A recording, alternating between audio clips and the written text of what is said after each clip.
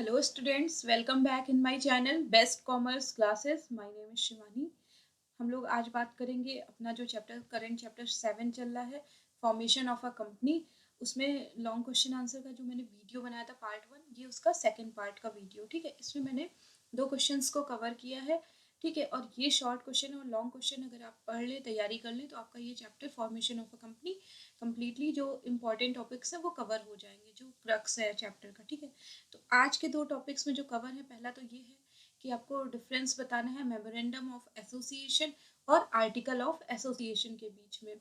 दूसरा क्वेश्चन है what is the meaning of certificate of incorporation, यानी जो सर्टिफिकेट हमें मिलता है जब हम अपनी कंपनी को फॉर्मेट करा लेते हैं, हमें आरओसी की तरफ से मिलता है, उसको उससे क्या समझते हैं उसको हमें बताना है। ठीक है, तो चलिए लेट्स स्टार्ट अवर क्लास। तो क्वेश्चन नंबर 4 हम डिफरेंस समझते हैं। ये बहुत ही इंपॉर्टेंट टॉपिक है जो बहुत कंफ्यूजन होता है। ठीक है, तो देखते हैं। यहाँ पे मैंने बेसिस ऑफ कंपैरिजन है, ठीक है, वो उसके बाद एमओए एंड एओए। तो पहला मीनिंग में ही क्या डिफरेंस है। तो जो मेमोरेंडम ऑफ एसोसिएशन है वो होता है, it is a document that contain all essential information required for company incorporation. यानी कि एमओए आपका ऐसा इम्पॉर्टेंट डॉक्यूमेंट होता है जिसमें आपकी कंपनी की पूरी इन्फॉर्मेशन जो इम्पॉर्टेंट होती है, रिक्वायर्ड होती है, वो होती है। ठीक है, जस्ट लाइक एग्जाम्पल के लिए मैं ये कह सकती हूँ, जैसे कि हम लोग अपनी बुक्स पे जब हम उस पर कवर चढ़ाते हैं और उसके ऊपर जो नेम स्टिकर लगाते हैं जिसपे हम अपना name, class, subject, division, school का नेम, है ना, ये सारी रिलेवेंट इन्फॉर्मेशन उस पर इस स्टिकर पे डालते हैं। तो जस्ट समझ लें मेमोरेंडम ऑफ एसोसिएशन भी हमारा वो कवर पेज है, वो कंपनी का ऐसा स्टिकर है जिससे कि हमें कंपनी के सारे मेन इंपॉर्टेंट रिलेवेंट इंफॉर्मेशन मिल सकती है। ठीक है, और एओए यानी आर्टिकल ऑफ एसोसिएशन क्या चीज होती है। It is a document containing the rules and regulation of the company.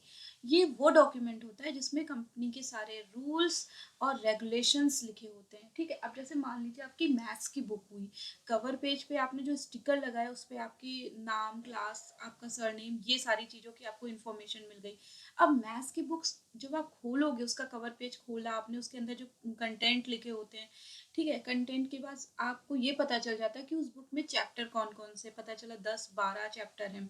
उसके बाद जब आप इंडिविजुअल चैप्टर खोलते हो, उसके अंदर जो उसकी चीज़ें लिखी होती कि हाँ चैप्टर 1 ये है, इसमें आपको ये पढ़ना है और इस चैप्टर को फॉलो करने के लिए ये फॉर्मुलेज दिए गए हैं, इन फॉर्मुलेज के हेल्प से आप ये चैप्टर कंप्लीट कर सकते हो।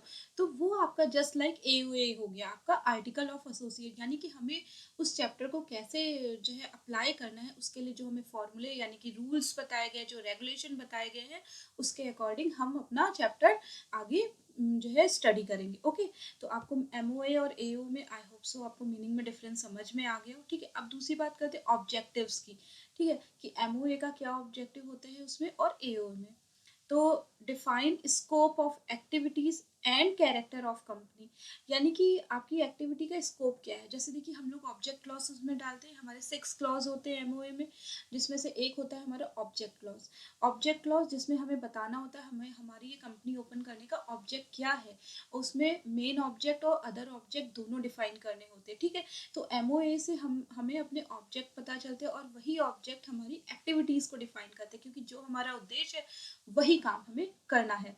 ठीक है, and character of the company, character से यहाँ पे मतलब है कि कंपनी लार्ज स्केल पे, वाइड स्केल पे, या कौन से डिपार्टमेंट में, कौन से फील्ड में वो बिजनेस कर रही है। तो ये सारा कुछ आपको मेमोरेंडम ऑफ एसोसिएशन से पता चलता है। फिर आर्टिकल ऑफ एसोसिएशन आपका रूल्स और रेगुलेशन डिफाइन करता है ना, जैसे मैंने बताया कि आपको चैप्टर कैसे आगे बिजनेस रन कराना है, क्या क्या उसमें प्रोसेस होंगे, वो सारा कुछ उस प्रोसेस को करने के लिए क्या रूल्स बनाए हैं, क्या रेगुलेशन है, यानी डेली एक्टिविटी को मीट करने के लिए क्या कंडीशन है, क्या रूल्स है जिनको फॉलो करते हुए हमें अपना करना, वो आपका आर्टिकल ऑफ एसोसिएशन बताता है। यानी कि एमओए आपका मेन हेड है, मेन पार्ट है, एक सुपर चीज है। उसके बाद आपका सेकेंड स्टेप आता है आर्टिकल ऑफ एसोसिएशन। ठीक, अब उसके बाद आता है पोजीशन। ठीक है, तो इसकी एमओए की क्या पोजीशन है। एमओए की जो पोजीशन है वो है serve as the main document of the company. ये सर्व करता है ऐसे ये कि आपका ये मेन डॉक्यूमेंट है। ठीक है, and is subordinate to companies act, और ये किसका सबॉर्डिनेट होता है? कंपनीज एक्ट का। यानी कि अगर कंपनीज एक्ट, कोई कंपनी रजिस्टर हुई है 2013 से पहले, यानी हमारा जो 2013 है उसमें कंपनीज एक्ट नया एक्ट आ गया, उससे पहले तो जो है ये होगी 1956 एक्ट की सबॉर्डिनेट। और अगर 2013 के बाद वो कंपनी इनकॉर्पोरेट हुई है तो जो 2013 का कंपनी एक्ट है वो उसका सबॉर्डिनेट होगा। ठीक है, यानी कि उसमें मेंशन है कि आपको memorandum of association banana compulsory है। ठीक है, तो ये सर्व कर, देखिए पोजीशन क्या है कि ये सर्व करता है एज ए मेन डॉक्यूमेंट, यानी ये मैंडेटरी आपको बनाना ही बनाना है, इससे आपके कंपनी की इंफॉर्मेशन पता चलती है। आगे आर्टिकल ऑफ एसोसिएशन क्या है? A subsidiary document that is subordinate both to MOA and companies act. ये एक सब्सिडरी यानी कि सहायक डॉक्यूमेंट है जो आपकी सबऑर्डिनेट दोनों के लिए होती है, कि एमओए के लिए भी और कंपनीज एक्ट के लिए भी। यानी कि ये एमओए यानी मेमोरेंडम ऑफ एसोसिएशन को भी सपोर्ट करती है, उसके आगे फर्दर वो डिफाइन करती है कि कंपनी को कैसे चलाना है, क्या करना है, उसके रूल्स क्या है, कंडीशन क्या है ना, ये सब के बारे में एक्टिविटीज डिफाइन करती है इंटरनल स्टाफ की, और कंपनीज एक्ट को भी सबॉर्डिनेट करती है। यानी कि एमओए आपका सिर्फ जो है कंपनीज एक्ट का सबॉर्डिनेट है, लेकिन एओए आपका एमओए और कंपनीज एक्ट दोनों का सबॉर्डिनेट है। ठीक है, अब बात करते हैं relationship. Defines the relation between outsider and the company. यानी कि मेमोरेंडम ऑफ एसोसिएशन आपका जो रिलेशनशिप डिफाइन करता है वो कंपनी और आउटसाइडर के बीच में। कैसे? क्योंकि जो एमओए है वो जो है पब्लिश भी, मतलब जो है आपका आउटसाइडर के लिए अवेलेबल होता है। कोई भी आउटसाइडर जो कि कंपनी में आपके इन्वेस्ट करना चाहता है ना, आपकी शेयर खरीद के या डिबेंचर्स खरीद के, वो एमओए पढ़ के आपकी कंपनी के स्टेटस को, आपकी कंपनी की सारी इंपॉर्टेंट इन्फॉर्मेशन पता करके कर सकता है कि आपकी कंपनी का ऑब्जेक्ट क्या है, आपकी कंपनी का लाइबिलिटी क्लॉज क्या है, सारी चीज़ें पता करके, सब्सक्रिप्शन क्लॉज क्या है, उससे आपकी कंपनी के स्टेटस के बारे में पता चल जाता है। तो ये एक रिलेशनशिप को भी जो है एग्जिस्ट करा रहा है। यानी कि जो भी पब्लिक्स हैं, है ना, अदर पब्लिक या अदर कंपनी के लोग हैं, वो आपकी कंपनी से रिलेट हो रहे हैं। दूसरा, define relationship between company and its member. क्योंकि ये इंटरनल एक्टिविटी को डिफाइन करता है एओए, इस वजह से ये आउटसाइडर की जगह ये रिलेशनशिप जो एग्जिस्ट करता है वो कंपनी और उसके इंटरनल स्टाफ, जैसे डायरेक्टर हो गए, मैनेजर हो गए, अदर मेंबर्स हो गए, उनके बीच में एम्प्लॉयज हो गए, रिलेशनशिप को डिफाइन करता है। ठीक है, और उनके रूल्स। फिर वैलिडिटी, यानी इसकी वैधता क्या है एमओए की और एओए की। तो एमओए की, act that are beyond MOA cannot be rectified.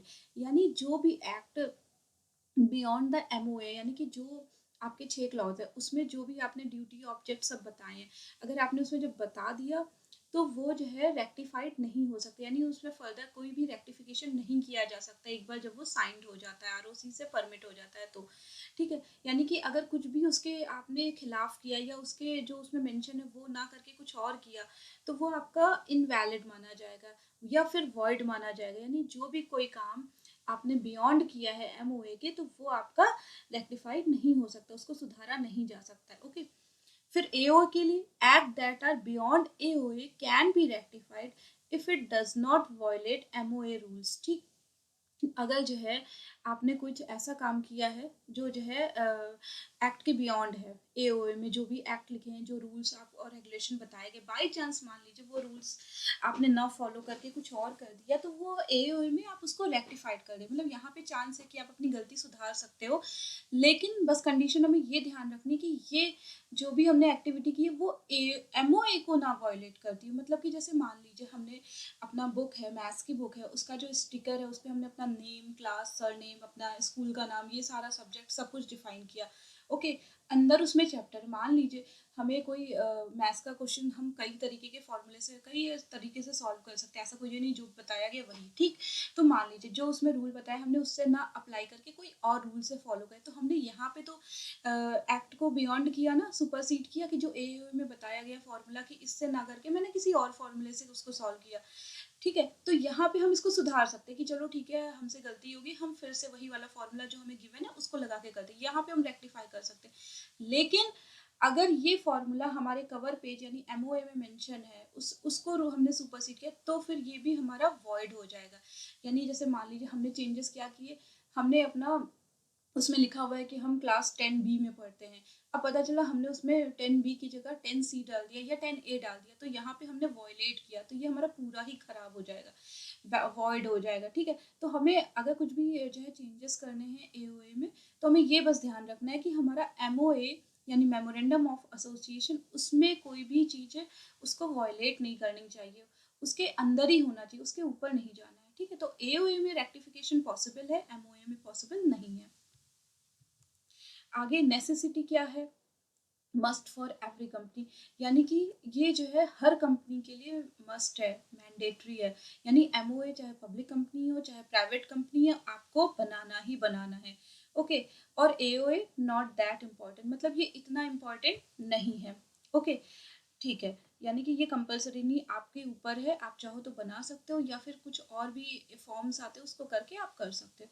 Alteration यानी कि कुछ भी उसमें चेंजेस कर सकते हैं। Statutory authority approval is necessary for altering MOA, यानी कि स्टैचुरी अथॉरिटी, यानी वैसे तो पॉसिबल ही नहीं है MOA में कुछ भी ऑल्टरेशन करना, लेकिन अगर आप कुछ ऐसा है, जैसे मान लीजिए आपका जो एसोसिएशन क्लॉज है, सब्सक्रिप्शन क्लॉज है, उसमें कुछ चेंज करना चाहते हैं, मतलब जो ऑथोराइज शेयर कैपिटल की इन्फॉर्मेशन है कि कितनी है, वो उसमें आप कुछ चेंजेस करना चाहते हो, तो उसके लिए आपको स्टैचुरी अथॉरिटी यानी कि जो भी वैधानिक यानी रूल्स रेगुलेशन ROC में परमिशन लेना पड़ेगा, और भी कई हायर अथॉरिटी से उसकी परमिशन लेके, गवर्नमेंट से लेकर के फिर आप उसको ऑल्टर कर सकते हो, उसमें ऑल्टरेशन इतना ईजी नहीं होता है। आर्टिकल ऑफ एसोसिएशन में articles can be altered by passing a special resolution by the members, यानी अगर आर्टिकल ऑफ एसोसिएशन में आपको कुछ करना है अल्टर, तो आप कर सकते हो, उसमें पॉसिबल है, लेकिन उसके लिए आपको एक स्पेशल रेजोल्यूशन पास करना होता है। और वो कौन पास करता है, बाय द मेंबर्स। मेंबर्स कौन होते हैं, जो हमारे शेयर होल्डर्स हो गए, ठीक है। Equity share holder, preference share holder, यानी कि एक मीटिंग बुलाई जाती है जिसको हम नाम देते हैं कि स्पेशल रेजोल्यूशन इसमें होगा, यानी कि जो भी मेन चेंजेस हैं, जो आर्टिकल्स में चेंजेस करने हैं, वो उसमें कंटेंट रखे जाते हैं, उनके पॉइंट्स होते हैं। अगर उनको जो है कुछ मेजॉरिटी होती है मेंबर्स की कि इतने 5 में से 3 लोग मतलब हायर मेजॉरिटी में पास करें, तो वो ऑल्टरेशन पॉसिबल हो जाता है, ठीक है। तो इस तरह से हमने अपना डिफरेंस देख लिया। अब हम अपना नेक्स्ट क्वेश्चन देखते हैं। Question number 5, what is the meaning of certificate of incorporation, ठीक है। आप सर्टिफिकेट इनकॉर्पोरेशन से क्या समझते हैं उसको बताइए। तो इसको डिफाइन करने से पहले मैं आपको, चलिए ठीक है, एक थोड़ा सा रीड कर देती हूँ, फिर आपको इसकी इमेज दिखा के इससे कनेक्ट करते हैं। तो a company become a legal entity by the date printed on certificate of incorporation, यानी सर्टिफिकेट ऑफ इनकॉर्पोरेशन में वो डेट बहुत इंपॉर्टेंट होती है, क्योंकि उसी डेट से कंपनी हमारी लीगल एंटिटी यानी कि एक लीगली वैलिड मानी जाती है, जिस जो डेट उसमें लिखी होती है, ठीक है। यानी कि अगर मान लीजिए उसमें आज की डेट लिखी है, यानी कि आज है 20 जुलाई, तो 20 जुलाई की डेट उसमें जो प्रिंटेड है, माना जाएगा कि कंपनी आज की तारीख में इस्टेब्लिश होगी, उसका फॉर्मेशन हो गया। अब इस तारीख से वो अपने फर्दर कॉन्ट्रैक्ट्स है, कुछ भी ट्रांजैक्शन करना है तो वो कर सकती है। A company can go into valid contract after the conclusiveness of certificate of incorporation, ठीक है। वैलिड कॉन्ट्रैक्ट कर सकती है सर्टिफिकेट ऑफ इनकॉर्पोरेशन के अकॉर्डिंग, जब उसका हो जाएगा तो उस तारीख से। It act as an evidence of legal existence of a company and regularity of the incorporation, ये एज एन एविडेंस की तरह भी इसका एग्जिस्टेंस होता है, क्योंकि देखिए लीगल है, तो ये एज ए प्रूफ की तरह यूज में लाई जा सकती है, यानी कि कहीं पे प्रमाण देना है, कहीं कोई सूट फाइल हुआ है, केस फाइल हुआ है, तो वहाँ पे अगर कुछ प्रमाण देना है तो वो एज ए एविडेंस भी काम करती है कि सर्टिफिकेट ऑफ इनकॉर्पोरेशन लगाया जा सकता है। And regularity of the incorporation, जो कि बहुत ही इंपॉर्टेंट होता है कंपनी के रेगुलेटरी को मेंटेन करने के लिए।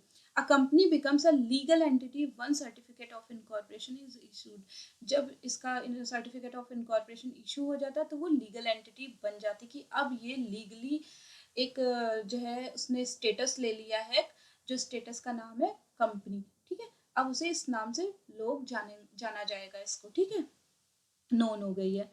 आगे ये कह रहा है a private company can immediately start business and raise fund from relatives friends और through some arrangements and can start business, ठीक है।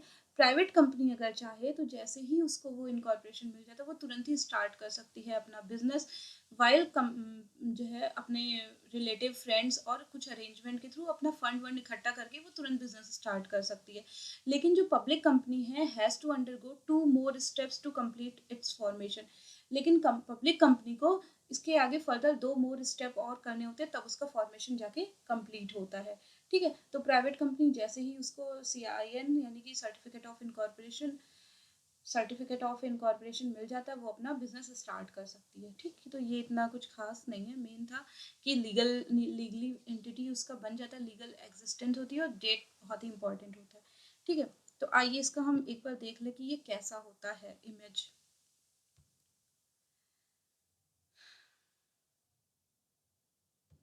देखिए, ये मैंने गूगल से ही डाउनलोड किया है। ठीक, तो आप और भी इस तरह के एग्जाम्पल देख सकते हो।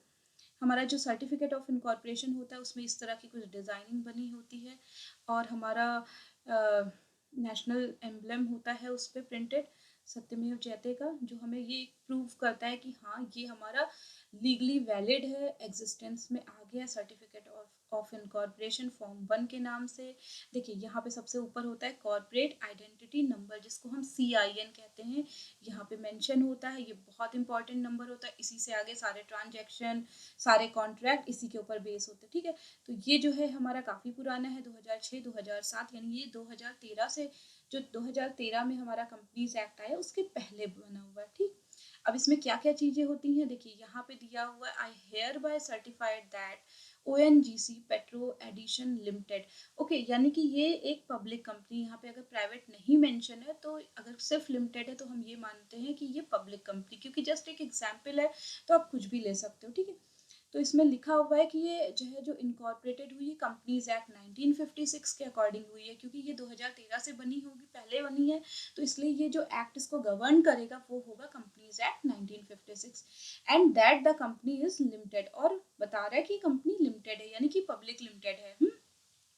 आगे इसमें जो दिया होता है, इसमें यहाँ पे एक डेट दी हुई है, given under my hand eight Delhi, Delhi में ये सर्टिफाई हुआ है this 15th day of November 2006, यानी 2006, 15 नवंबर 2006 इसका बर्थ डेट है, यानी कि डेट ऑफ इनकॉर्पोरेशन है जिस दिन से इसका इसको सर्टिफिकेशन मिल गया, यानी अब इस डेट से ये लीगली वैलिड होगी, आगे फर्दर कॉन्ट्रैक्ट कर सकती है।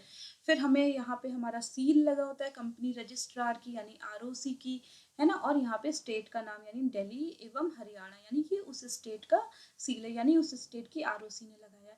यहाँ पे गुप्ता कुमार विनय यानी कि जो कि हेड होंगे ROC के, उनके सिग्नेचर, उनका साइन सब कुछ रहता है, और उनके स्टेट का नाम national capital territory of Delhi and Haryana, ये सारा कुछ होता है।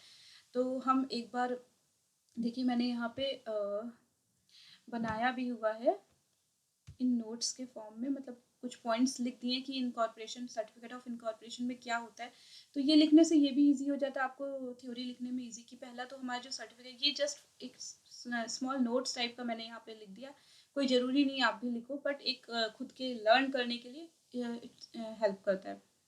पहला है इसमें CIN होता है सर्टिफिकेट ऑफ इनकॉर्पोरेशन में, जो जिसे हम कहते हैं कॉर्पोरेट रजिस्ट्रेशन नंबर, जो कि आपने यहाँ देखा कॉर्पोरेट आइडेंटिटी नंबर है, कॉर्पोरेट रजिस्ट्रेशन नंबर नहीं, गलत लिख दिया है, corporate identity,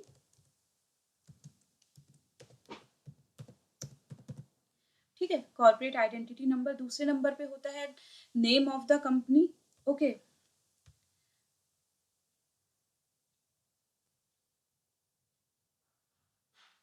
name of the company होता है, ठीक, कि इसमें आपने देखा ONGC लिमिटेड कंपनी है। फिर थर्ड नंबर पे बर्थ डेट, यानी कि कंपनी कौन से डेट में इनकॉर्पोरेट हो रही है, डेट ऑफ इनकॉर्पोरेशन उसको बोलते हैं। फिर 4 है हमारा सील ऑफ रजिस्ट्रार, आपने देखा दिल्ली हरियाणा के स्टेट ने सील लगाई हुई है। फिर name of the authority who certify certificate of incorporation, authority का नाम जो उसे सर्टिफाई कर रहा है उसका सिग्नेचर होता है, और फिर नीचे लास्ट में होता है उसके स्टेट का नाम, यानी जैसे दिल्ली और हरियाणा था। ठीक है, तो इस तरह से हमने अपने दोनों क्वेश्चंस कंप्लीट कर लिए। आई होप सो आपको आज की क्लास समझ में आई हो। अगर आपको आज की क्लास समझ में आई है तो आप ऐसे कंटिन्यू बने रहिए, और जो भी डाउट्स हैं उनको कमेंट बॉक्स में लिख के बताइए, ठीक है। तो आपसे फिर मिलेंगे, till then take care, bye bye.